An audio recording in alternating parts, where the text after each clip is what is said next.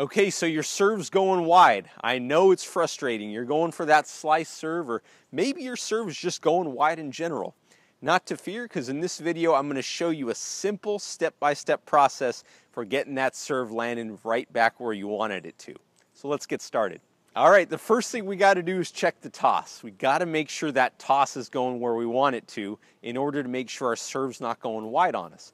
So remember, for each of the different serves, the toss will be slightly different, but we want to make sure that it's slightly into the court, it's not too high and it's not too low.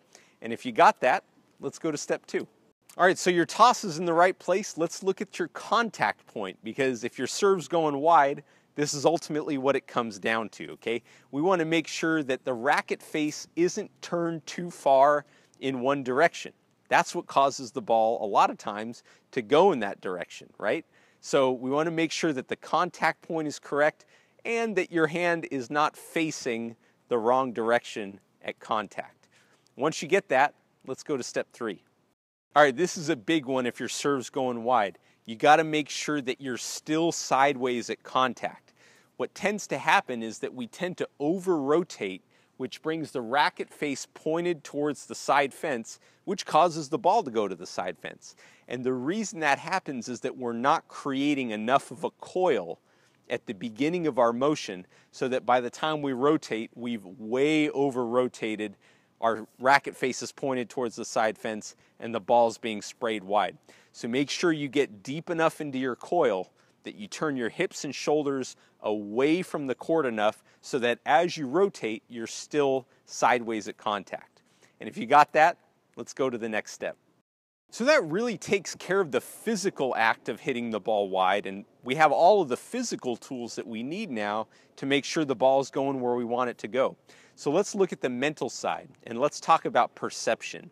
You know, we see the pros playing. I just watched the US Open, and they're hitting the ball on a dime. You know, and we think that we have to do that. We have to aim for the lines. When in actuality, we'd be much better off if we just aimed into bigger target areas. So instead of aiming for this like microscopic spot on the court, think about aiming into a larger target area, and that'll allow you to have a little bit more margin of error and help you hit more accurate serves. And if you got that idea, let's go to the final step. And finally, let's go through the aiming progression that we're learning in the sniper serve, in the Simple Serve 2.0. This will help you really bridge the gap between starting really close to the net and gradually working our way back as we build the serve, and it'll help you be really, really accurate without making it seem like this huge jump. So go check out the sniper serve. And once that's solved, you have everything that you need to make sure your serve's not going wide anymore. Let's go on to another problem that you might be having.